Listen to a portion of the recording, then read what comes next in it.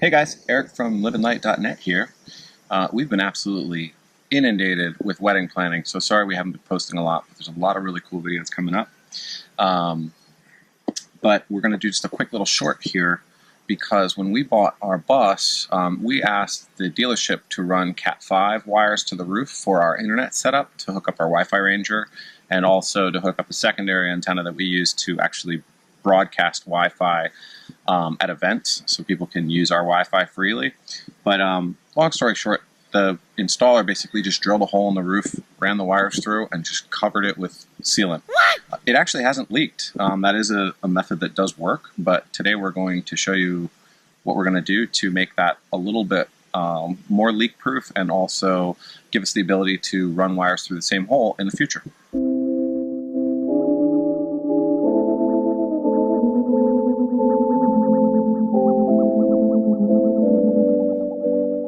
What we're going to be doing is we're going to be installing this surface mount box that we picked up at Home Depot. I think it's 5 inches by 5 inches. I think it costs around, $5 to $7. They sell them at just about any Home Depot, and they do have larger sizes if you have more that's going to be going on in the box in terms of wiring.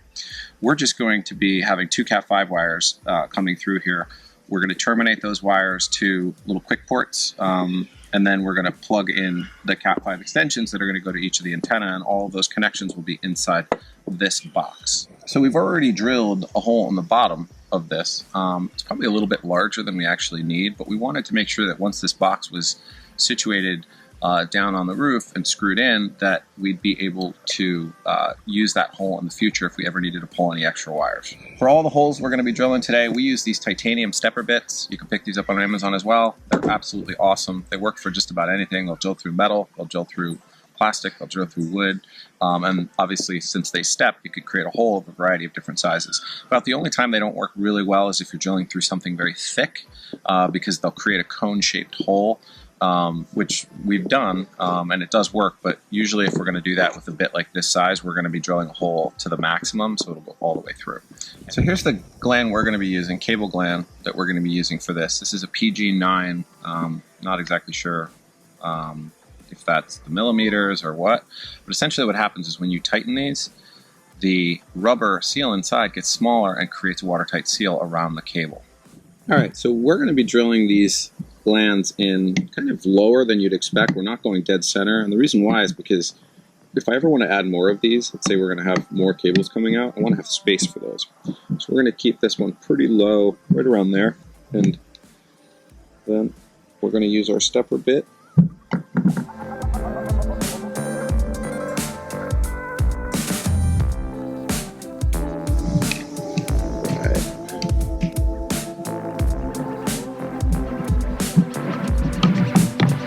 Gave us a nice tight seal.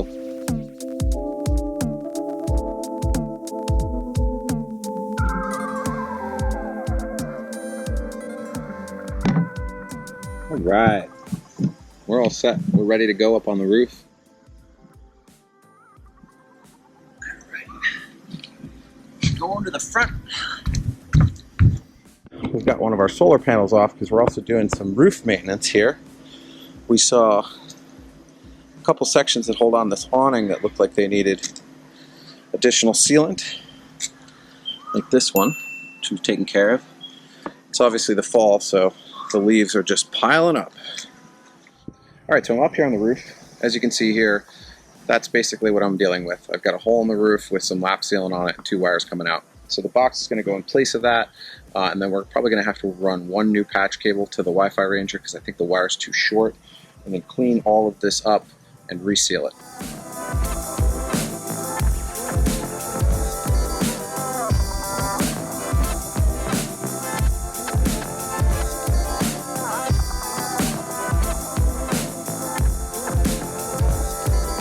Now, one thing to note, the sealant, the roof sealant, is very sticky and very messy.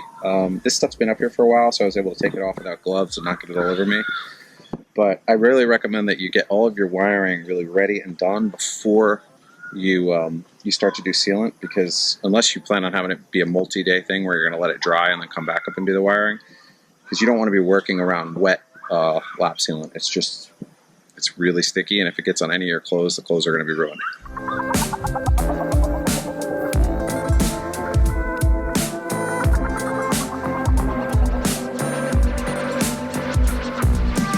Alright, so we're pretty much ready to start putting on the Ethernet ends and begin the lap sealant to seal up everything and then put the cover on the box. We're going to be using black and white self-leveling sealant. I unfortunately couldn't get any of the die-core in black. They were out of stock, so I'm using a different product, Flex. I'll put it down here. And then I've got the white is the actual die-core product. My experience has been that this, the Flex product that I'm showing you here doesn't level quite as well, self-level. It's a little bit of a thicker product. That might be better in certain applications, especially if you have a slanted roof where you don't want a lot of leveling.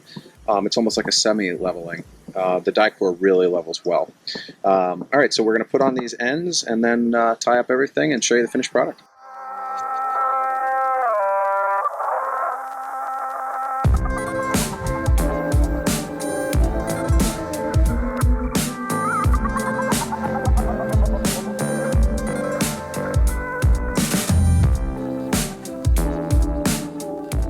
Alright, so all our ends are on. If you have a Cat 5 tester, I would highly recommend you test it before you put everything back together. I've been doing this for 20 years, so I haven't tested my wires in a little bit, and I've been pretty lucky. But and I don't have a tester here, before we connect these wires, and I recommend you guys pick up some dielectric grease. It's basically clear grease that is designed for electronic connections.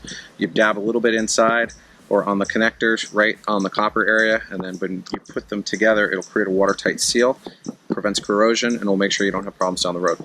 We're ready to start with our self-leveling sealant. Now I'm going to start with the black. I'm probably going to do black mostly around this box area, and then we'll do white on the other side. If you notice, there's 4 screw holes on this box. You can secure the box to the roof, screw it down, and then put sealant on top of the screws. I've actually found the sealant itself is pretty strong, and this box doesn't carry any weight, and there's no real way it could blow off the roof with the wires in it. It's touch and go. I just don't want to put more holes in my roof, so I'm going to actually put a bead of sealant around the bottom of the box, sort of surrounding that hole and kind of in the entire area below the box. Press the box down on that sealant, which will create the seal, and then I'm going to put sealant around on top of those screw holes without actually screwing it down.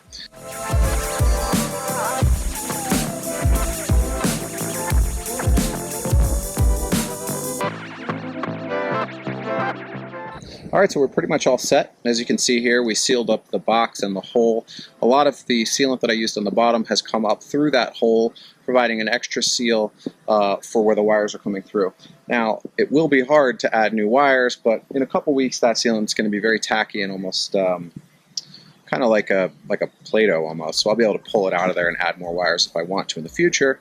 And if I don't, having that sealant in there is just going to provide some extra waterproof ability. So we're going to put the cover on and make sure everything's square, and then get going on just tighten up these wires with the white sealant, and then I think we're all set.